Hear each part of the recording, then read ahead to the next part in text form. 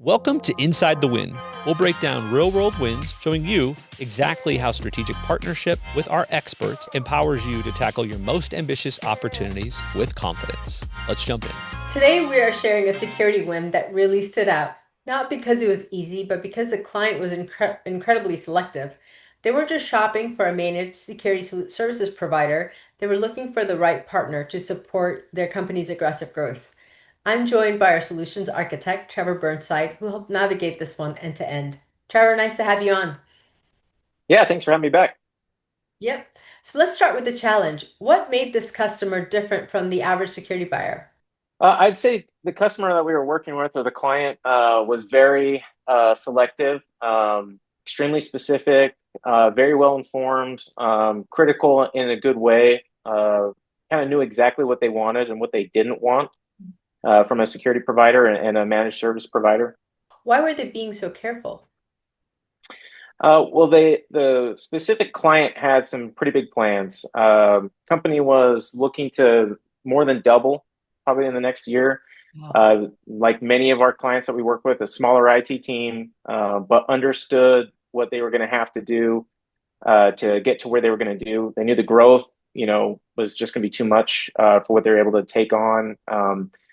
They were very competent as far as IT professionals, but they just knew that they didn't have the scale to meet where the company was going to go. Didn't have the internal resources to essentially set up and adequately address their risk, and didn't want to staff a full security operations team. So outsourcing security wasn't optional for them, it was strategic. Yeah, exactly. They weren't necessarily outsourcing because they didn't know things, or they needed someone to tell them what to do. They knew really well what they had plans for and what they wanted to do. It was outsourcing because they were planning ahead for the future, for the growth, and being able to be ready for that rather than have to backpedal. Or yeah, makes sense. So what risks were they most concerned about as they looked to outsource? Well, I'd say a couple things stood out in this one. A main theme was losing control of the environment. When you're bringing in an MSP or an MSSP, that can be a consideration, right? Of how much access are we giving up to a third party? How much can we still control, maintain? Another aspect to that was vendor lock-in. They didn't want to be locked in to any specific tooling or anything that a vendor would bring, that if they had to pull them out, they would lose all that telemetry, that configuration, and all that time that they had spent doing that. So very, a more than valid consideration there for sure. Something else that stood out was um, scaling too fast without proper monitoring and response. They wanted to bring in a partner that could scale with that, meet them where they're at today and then grow with them. So another one of those things would be coming up with someone that can be an extension of their team that they wouldn't outgrow in the next 2 years. So really, a lot of it was actually selling confidence, selling trust in an extension of their team, not just IT coverage or tooling coverage. Wow, that's a high bar. Yeah, it was. And they made it very clear from the very beginning when we started talking with them. So tell me this, how did we earn their trust in such a competitive process? I'd say it started like everything else does, and maybe this was a little bit different than maybe what they've experienced before. But we really took the time to listen to them, took the time to understand what they were asking for, the tool sets they wanted. We validated those tool sets that they had chosen, made and listened to what they were asking for, and agreed. Yeah, this is actually a pretty good setup that you're asking for. And instead of just focusing on finding a vendor, we were focusing on who can do what they're asking for and be an extension of their team. So not just a vendor to bring in or a supplier. Um, Dataprise is who we brought in. They walked them through, how they would handle incidents, what the reporting looks like, how they would be an extension of their team, do all the things that they were essentially asking for. Wow, so Dataprise showed them the operating model, not just the tech stack. Exactly, and in my opinion, that's what they cared about the most. They wanted that trust and confidence that they would act actually as an extension of their team, and that they could be a part of all the decision making, all of that. They weren't giving up any of their decision making or their access or anything like that. Right? And the visibility, I think, was key is being able to see your environment from end to end. That's Mm-hmm. amazing. Yeah. So what did the final solution look like? So Dataprise, they designed it was half and half managed services and managed security services. The customer wanted it to be the one vendor that could do both and very adequately.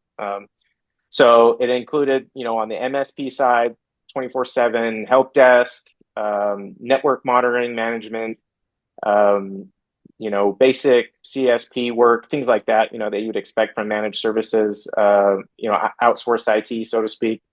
On the security side, that ended up being, endpoint detection response, full SOC SIM, incident response when necessary, a full also outsourced security operations center as well.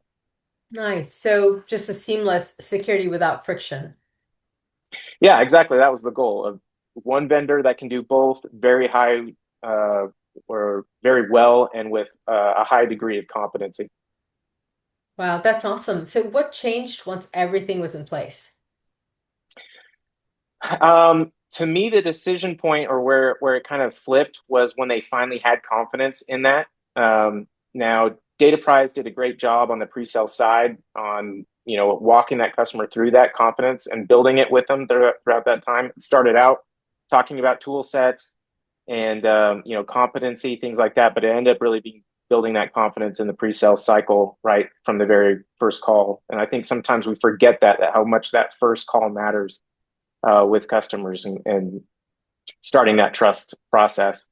For sure. But once we had that, they move forward with, you know, it helps them set up so that they can build the growth that they were looking for, to continue their growth plan with new systems, expansion, hiring people. They knew that they've got, a trusted partner in place to help them with that. So, the security went from being an area of concern to something that they've got covered now. Oh, that's so awesome. That's brilliant. So last question, Trevor. What's the biggest takeaway for advisors listening to this story? I'd say, you know, we do work a lot with some pretty sophisticated buyers, and when I mean by sophisticated buyer, we do work often with people who know what they want. Now, we often do a lot of education, with trusted advisors, working with clients to help them along. But there's a lot of people that come to us and know exactly what they want. Um, our portfolio is robust enough and large enough that we can meet customers where they're in need, where they're at, and if they have specific requirements or specific things they're asking for, this was a good example that we have a portfolio that can address that and can meet customers whether they don't know what they want or they're very specific about the things that they and how they want to consume services. Um, Another thing I think one of the biggest takeaways is, most successful advisors aren't selling security tools. They're helping clients find solutions. And I know we sound kind of like a broken record when we talk about that, about, solution selling and outcome selling. Uh, but it's just so true.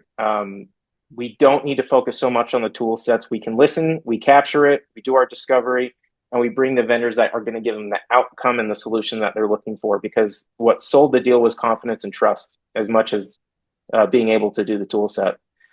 Um, so, I think advisors win when they recognize that moment, when the growth, when we're working with clients, growth outpaces internal resources, especially on managed services and managed security services.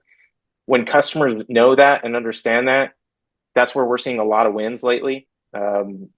Just expansion of growth and knowing that internal teams can't keep up or shouldn't be trying to, be a full security operations center when there's a lot of growth coming. So, and that's something that people ask.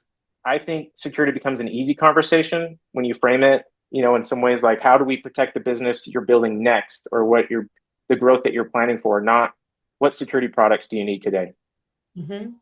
Exactly, because at the end of the day, it's really not about technology. It's how do you get the company from point A, point to point B faster and more secure than it was yesterday.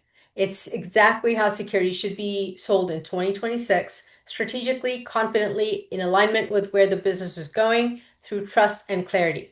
Thank you for joining us today, and we'll see you on the next win.